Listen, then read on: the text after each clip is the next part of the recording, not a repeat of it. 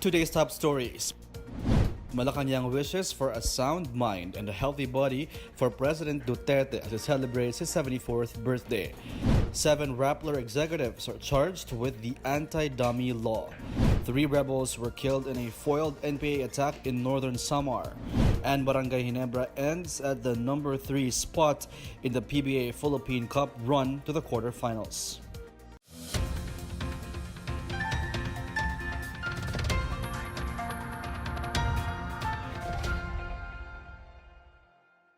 Good day, I'm William Theo. Welcome to the PNA Newsroom. Malacanang wishes good health and sound mind as President Rodrigo Duterte celebrates his birthday today. More on this from Rom Dulfo. As President Duterte celebrates his 74th birthday, Malacanang wished the Chief Executive a sound mind and healthy body to help him finish the goals he has set for the country. In his birthday message, presidential spokesperson Sal Panelo praised the president for his sense of duty and fidelity to the country. Panelo cites Duterte's humble start as a mayor of Davao City and his war against illegal drugs and corruption. He hailed the president's policies and reforms such as free college education and free universal health care as proof of his desire to make good on his campaign promises. Panelo also described Filipinos as being blessed and privileged for having a compassionate man like Duterte as head of state. Meanwhile, PCOO Secretary Martin Andanar described as destiny the election of Duterte into office. The president's former aide, Christopher Bongo, also sent him greetings and vowed to stay by his side. President Duterte said he wanted to spend his 74th birthday in the comfort of his home in Davao City rather than host a grand celebration. He said he looks forward to spending more time with his children and grandchildren. According to Panelo, the president is the oldest to be elected president in the Philippine history and has always kept his birthday celebrations quiet and simple. For the PNA Newsroom, I'm Rom Dulfo. President Duterte says he will fire more officials next week if corruption is not addressed. President Duterte made the announcement during the turnover of grants to DSWD beneficiaries in Coronadal City. Duterte said he is waiting for a report of the officials whom were asked to explain why they should not be dismissed. Duterte did not identify the officials who are in danger of losing their jobs. Last week, the president threatened to fire officials of the Metropolitan Water Works and Sewerage System and terminate the contracts of its 2 water concessionaires over the water shortage problem in Metro Manila. Presidential spokesperson Salvador Panelo said the president also ordered MWSS and the 2 water concessionaires to submit a report on the water shortage before April 10. As government has been relentless in its campaign against illegal drugs, the Philippine National Police, or PNP, has noted the continued drop of crime rate as indicative of a successful anti-illegal drug operation. In a real numbers press conference, PNP Deputy Spokesperson Kimberly Molita says authorities are winning the war on drugs with a decrease in the number of focused crimes done by drug users. A total of 1,040,987 crimes were reported from July 2016 to June 2018, lower than the 1,325,789 cases reported during the same period in 2014 to 2016, or a 21.48% drop. Crimes against persons like homicide, physical injuries, and rape also went down, except for murder, which went up by 1.5% during the last 2 years. With a minimal number of crimes, the PNP also reported that the benefits that the Philippine economy reaps from their efforts. In northern Samar, police from the Victoria Municipal Police successfully thwarted an attack by about 50 members of the New People's Army. Some 50 NPA rebels on board a forward truck attacked the municipal police station in Victoria at around 3:30 this morning. Victoria police say several of the suspected NPA rebels who staged the attack were women. According to Mayor Jose Ardales, 3 NPA members were killed and 1 18-year-old rebel surrendered. They are still identifying the dead bodies. The PNP initially seized 1 M60 light machine gun, 2 M16 rifles, and 1 M14 rifle. The captured rebel, who is from Calbayog City, Samar, is now under the custody of Victoria Police for appropriate charges. The Air Force suspends the flights of its C-130 planes, and 7 candidates of Hugbong ng Pagbabago join the top 12 of a church survey. More on these and other news around the metro from Benjamin. The Philippine Air Force suspends the flights of its C-130 cargo planes following the mishap at Clark International Airport. A section of a C-130 set to fly for Pag-asa Island burst into flames at the runway. All crew members and passengers were safe. All C-130 flights will be temporarily grounded while an investigation is ongoing. Meanwhile, 7 senatorial candidates of the Hugpong ng Pagbabago made it to the Magic 12 of the Veritas Truth Survey. These are Sunny Angara, Cynthia Villar, Pia Cayetano, Ronald De La Rosa, Christopher Bongo, Aquilino Pimentel III, and Francis Tolentino. Also on the list are re-electionist Senator Grace Poe, who topped the survey, Willie Ong, Nancy Binay, Bam Aquino, and Nery Colmenares. The survey was conducted in February and March, involving respondents from the 86 archdioceses and dioceses of the Catholic Church in the country. In other news, PCOO Secretary Martin Andanar urges delegates of the ASEAN Committee to maximize both traditional and digital media, along with the continuing efforts to be better and more effective communicators. He cited the gains of ASEAN in establishing peace and harmony, strengthening the economy, and promoting tourism in the region. Andanar said he looks forward to having more avenues to instill pride and sense of belongingness among ASEAN people. For the PNA Newsroom, I'm Benj Bondo. Still to come, 7 Rappler executives are charged with the anti-dummy law. Over 6,000 cases of dengue with 21 deaths are recorded in Calabarzon region. More on these when the PNA Newsroom continues.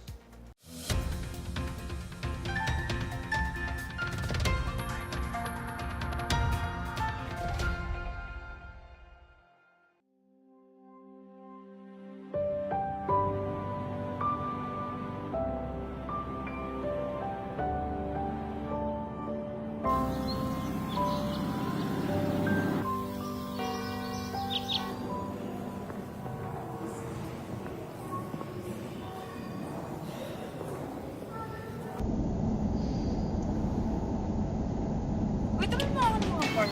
Ano? Ay, ginagawa ko. sige. Gumaganda ka. Ano pa ako? Wait lang, parang gutom na talaga ako. Sige na ako, may mga binigyan ko na.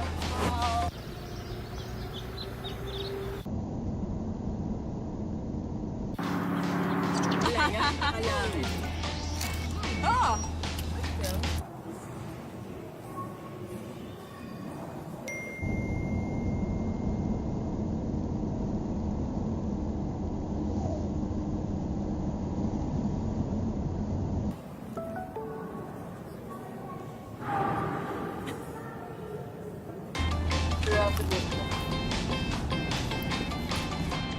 Ang sabi nila?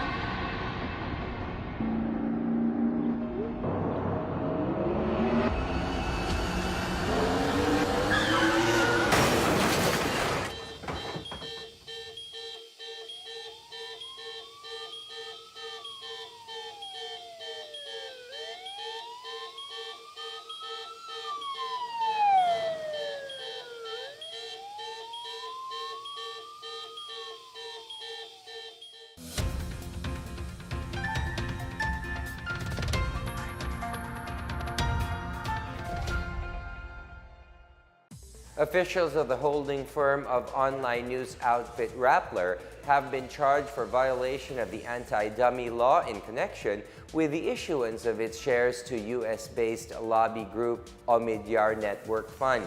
Charged for the anti-dummy law were officers and members of Rappler Holdings Corporations, Manuel I. Ayala, Nico Jose Noliedo, Maria Angelita Reza, Glenda Gloria, James C. Bintana, Felicia Atienza, and James Velasquez. Pasig Regional Trial Court Branch 265 recommended a 90,000 peso bail for each of the respondents.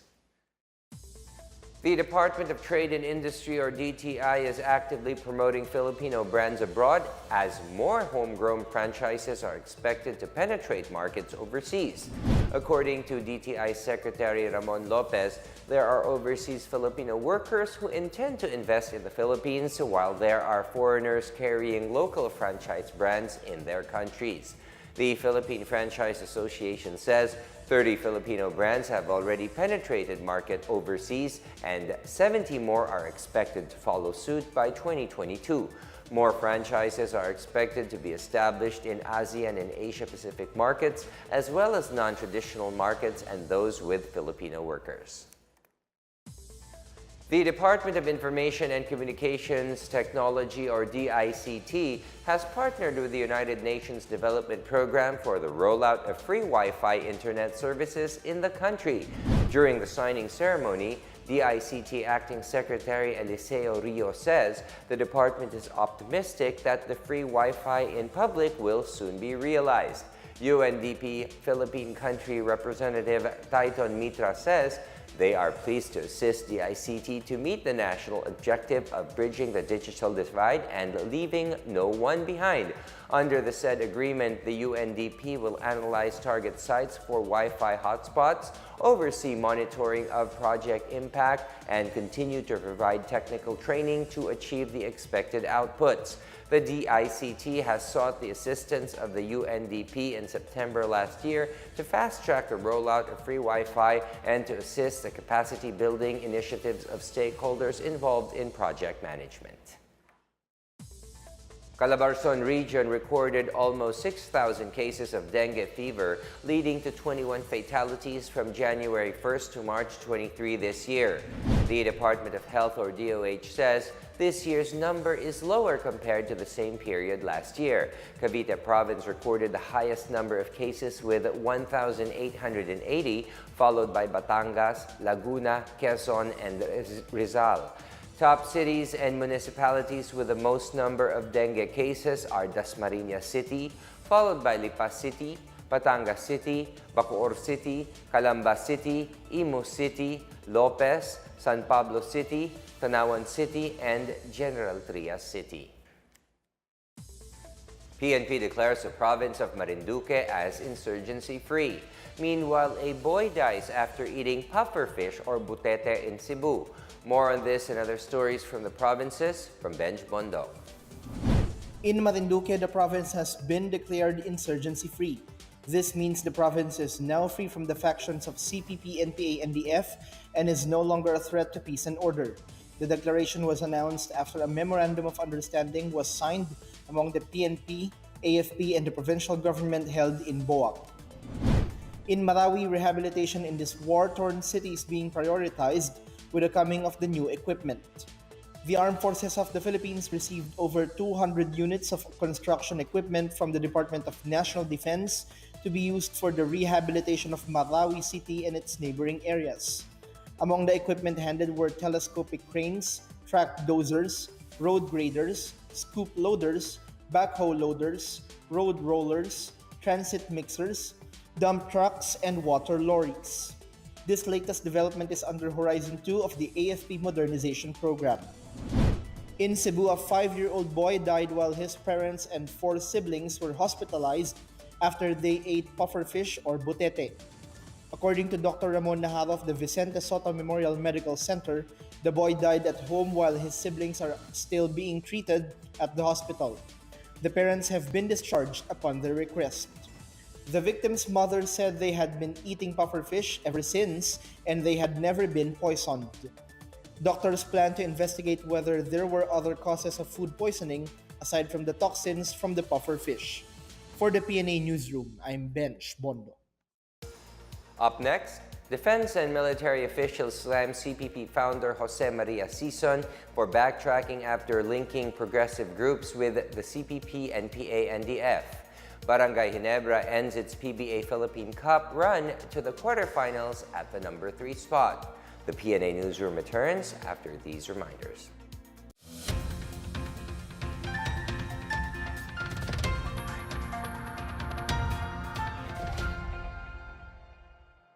The Build program is in full swing in Davao City, with infrastructure projects being built and completed all around the city. One of the completed projects is the 2.69-kilometer, 4-lane diversion road, Slaughterhouse Bypass Road, which reduces travel time from Diversion Road to downtown Davao by 20 minutes. All this would not have been possible without the vision of our President, Rodrigo Duterte, and of course Mayor Inday Sara Duterte. Other planned infrastructure projects include the Davao City Bypass Road and the Davao City Expressway. Projects like this are crucial as we continue to build Davao City. And not just Davao City, as mentioned by Secretary Villar, legacy projects of DPWH and President Duterte for Luzon, Visayas, and Mindanao.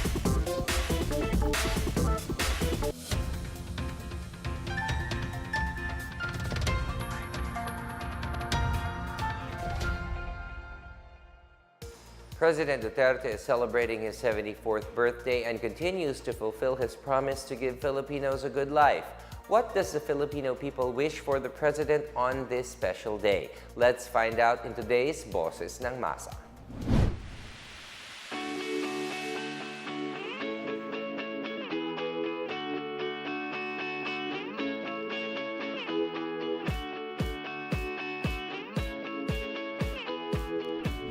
Happy birthday po sa mahal nating Pangulong Rodrigo Roa Duterte. Ang mensahe ko po, masasabi ko po, is patuloy lang po yung mga ginagawa niyang, lalo na sa mga illegal drugs. Pagpatuloy niya lang po para sa kapayapaan po ng ating bansa. Happy birthday, President Duterte. Sana'y gabayan ka ng Panginoon sa iyong paglilingkod sa bayan para sa pakanan ng maraming Pilipino. Happy birthday, Mr. President. Tuloy-tuloy lang yung ginagawa mo sa bansa Pilipinas. Maganda yan. Para po kay President Duterte, sana po maging masaya sa birthday niya at sana po ipagpatuloy niya po yung mga magandang gawain niya po.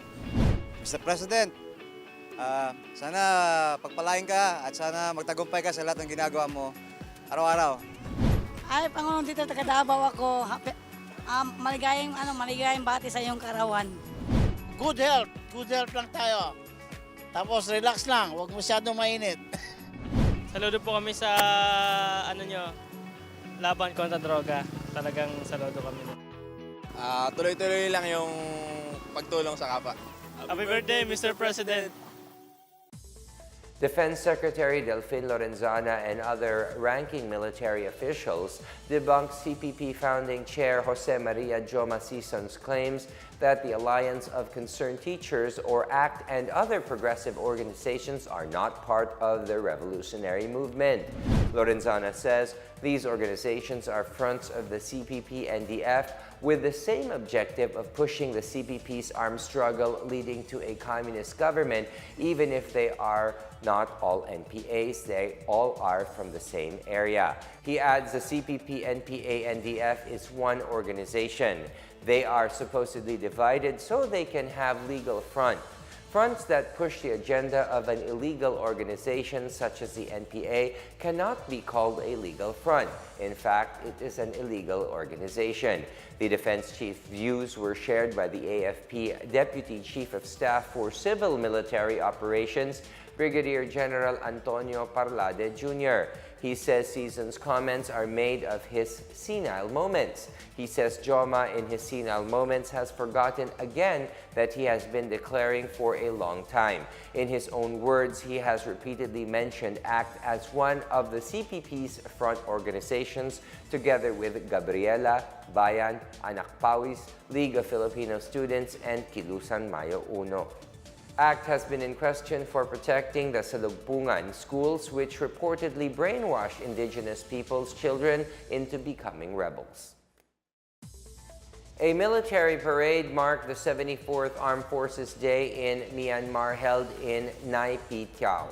At the parade, Deputy Commander-in-Chief of Defense Services Vice Senior General So Win stressed that military capability, administrative capability, and organizational capability are needed to make the military more efficient. He also called for the continued efforts in protecting the national policy and promoting peace and stability of the country. He says eternal peace is essential to build the union based on the democratic and federal system. He also stressed the importance of high capabilities that can protect territorial integrity and sovereignty of the state. Over 11,000 soldiers paraded on the grounds while jet fighters and helicopters of the Air Force conducted a flyby at the military parade. The Barangay Ginebra Kings secured the number 3 playoff seeding in the PBA Philippine Cup after beating the Meralco Bolts 86-76.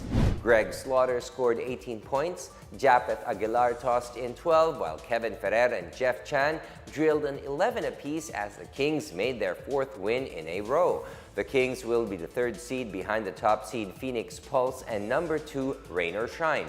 Ginebra may face either Magnolia or NLEX in a best-of-3 matchup in the quarterfinals. Meanwhile, Sean Anthony and Stanley Pringle pulled out Northport Batang Pier from trouble in the 4th period to hurdle Alaska and continue their drive for a quarterfinal slot.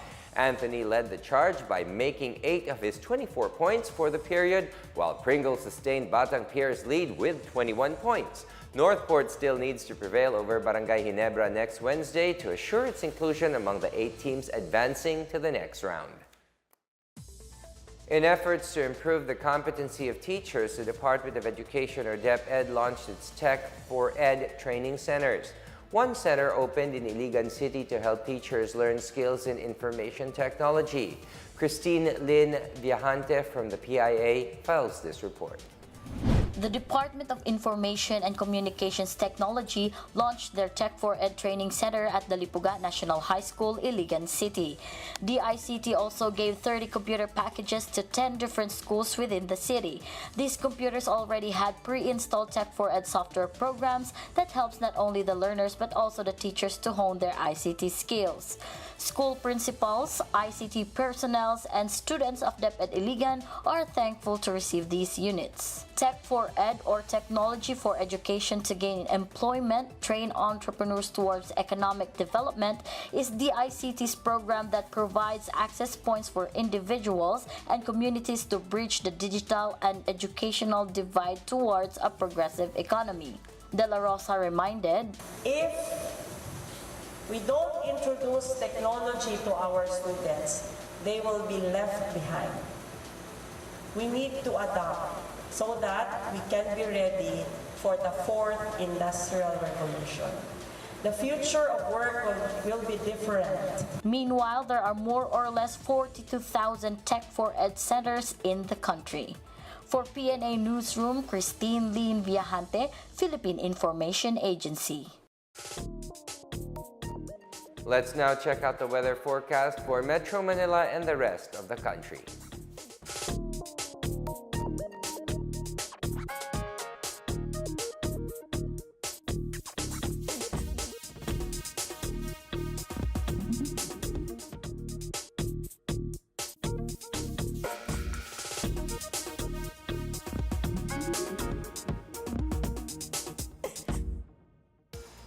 Here's another look at today's biggest stories.